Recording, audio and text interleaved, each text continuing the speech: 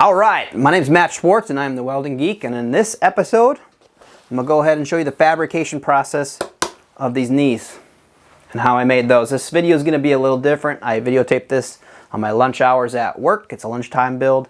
I'll be narrating it for I think this is the second time, and hopefully you guys like the new format. They're not all going to be like this from now on. Just the videos I tape at lunchtime where I can't tell you what's going on. So let's get rolling on the video.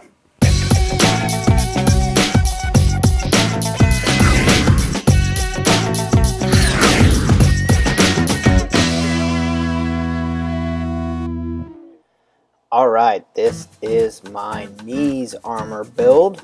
Same thing, I'm not going to show you how I cut out my templates and pasted all this stuff together, but these are the parts that I'm going to be using to make my knees. L63 3003 aluminum. Of course, I'm going to start with the slip roll machine here. Doing the same thing where I use the screws to adjust that bottom die up and down and get the radius that I'm looking for. I'm actually just forming the middle. I'm not forming the whole entire thing. I just want to form the middle section of my knee armor here. So I'm going to work through this by tightening down the screws and getting a tighter and tighter radius as I'm going through here.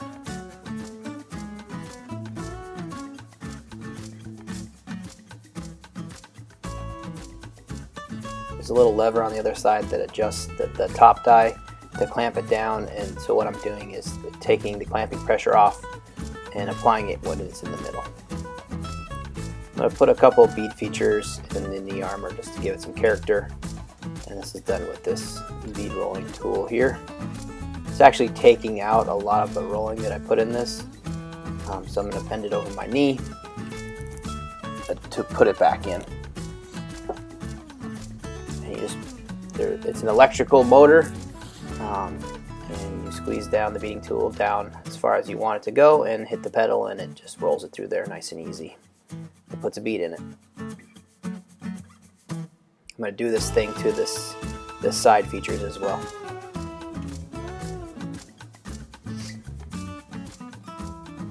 I've got lines on all the templates to locate these beads to make it easy on me. I drew that in the CAD program, so I can just shear out the part, cut all the holes, and then I have the lines for the beads.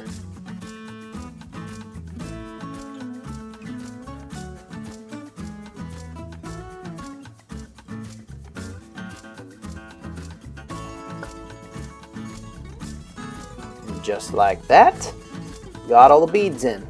But they're a little wonky, so I have to go over to the brake here and straighten everything out, just using it as kind of a press to make all these parts straight.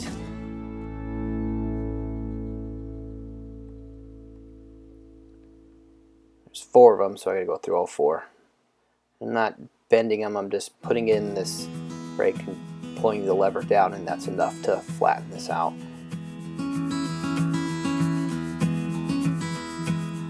Alright, I'm just going to use this dolly here to put in the other bends instead of putting in the brake.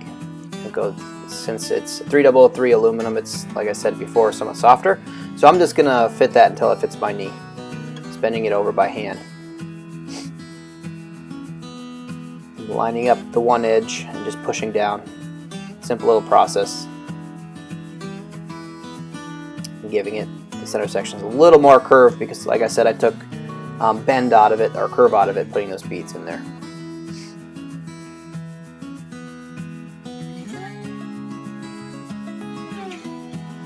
So now they're symmetrical. It should work out pretty nice. The next thing I'm going to do is I'm going to roll a radius on all the edges I can reach with this radius tool.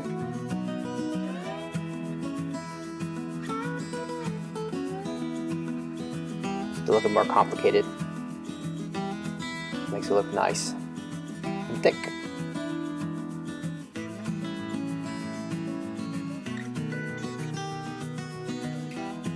Now I'm putting on the kind of the caps on the front of the knees. I've never done this before. This is the first time I'm doing this, but I'm kind of doing the same thing I did as on my cod. It's the same piece. I'm just going to weld it to the front, give it a little a little step, I guess, or a different feature.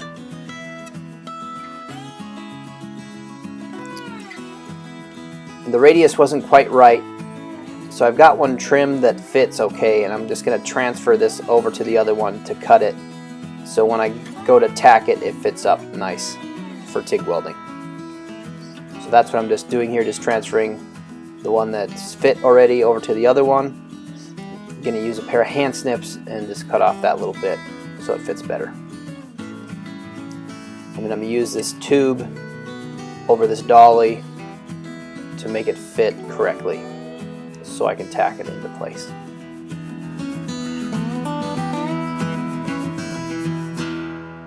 Just working over tube by hand. That's the nice thing about aluminum, at least 3-3 aluminum. It's nice and soft. Yet when you weld it together and put the features in it, it strengthens it, makes it harder, and it holds up really well.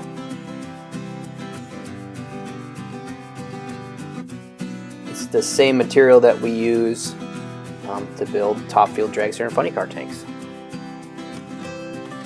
Just TIG welding here.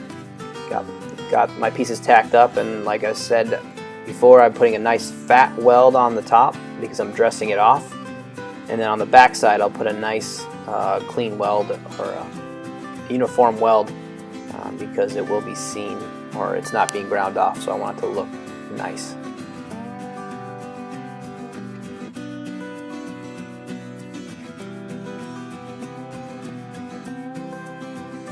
And I'm just doing a step weld method. Gives you a little more control over the weld. Makes it look like that stack of dimes everybody's after. I've got my 80 grit sanding disc. I grind to make it look uniform here, taking the weld off. I'm going to shape up this front edge to make it look more uniform. And now I'm on to my Scotch-Brite pad to smooth everything out.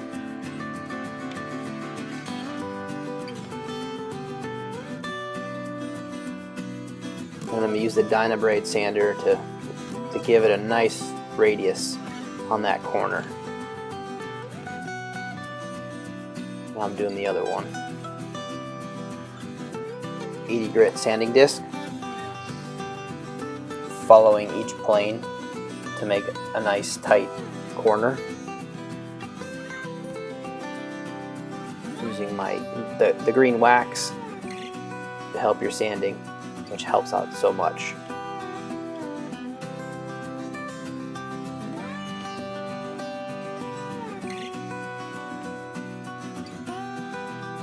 I'm taking out the deep scratches from the 80 grit pad with the Scotch-Brite pad to make it look more uniform, and then onto the Dynabrade again.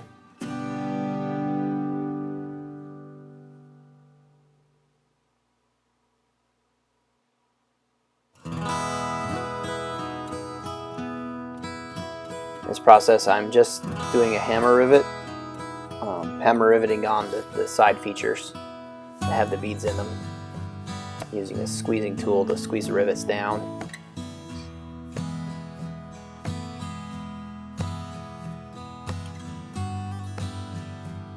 It just makes it look like there's more going on than what really is. Something to catch the eye, making your costumes look complicated.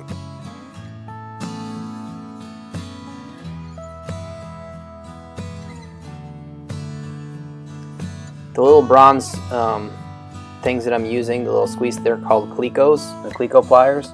It's just a simple way of holding on a piece without using a bolt or a screw. It's a spring-loaded clip that holds these. There's 1/8 inch, 3/16, 5/32. It's a really sweet tool to have if you're just trying to hold something into place.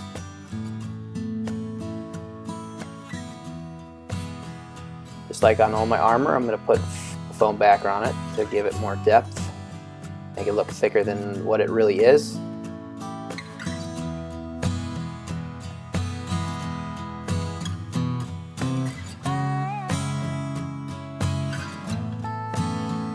Alright, Alright, after I got my foam cut out here, I'm just using the same 3M high strength 90 spray adhesive, spraying both sides and letting it tack up for 30 seconds to a minute.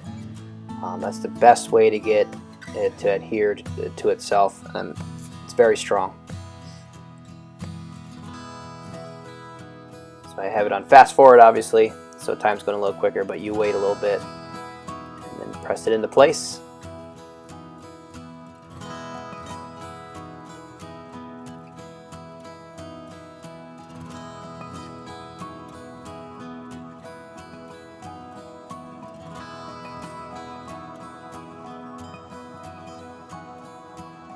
Making sure to get all your nooks and crannies pressed into place. Otherwise you'll have air pockets, and you don't want that.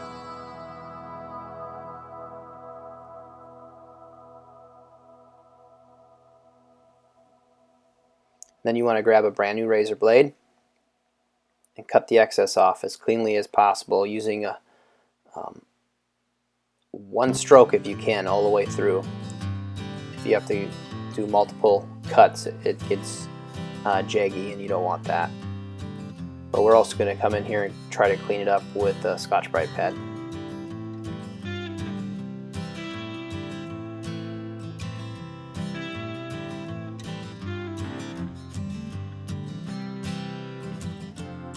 You may have to use multiple new razor blades because foam kills razor blades pretty quickly.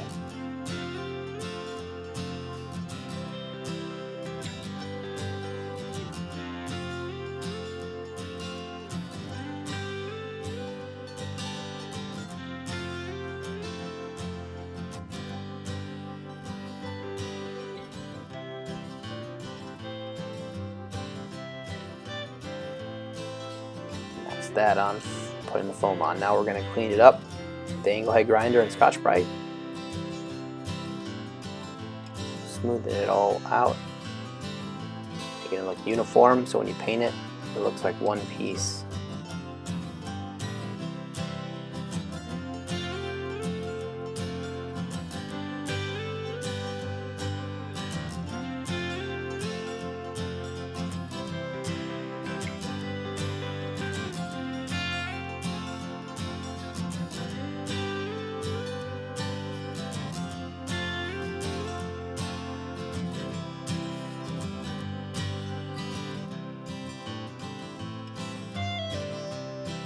Now I'm going to drill out the holes for the PEM studs, 3/16 and 32 PEM studs, just like I did on the cod piece and on the other pieces of armor I've done.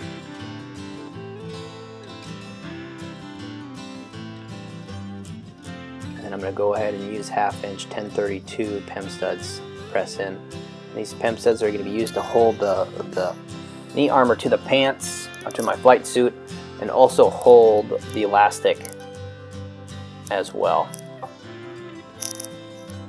And some folks might be wondering if it's uncomfortable if they poke in your knees. They don't. They put them off to the side like that and they don't hit your knees. And that is the knees video. I hope it was informative. I hope you guys enjoyed it. The new format was okay. If you're enjoying all the content that I'm putting out there, please subscribe to my channel. Like the videos, comment below if you got any questions, and I'm going to keep on rolling them out here. So thanks again. Thanks for watching my videos. It really means a lot to me. My name is Matt Schwartz, and I am the Welding Geek.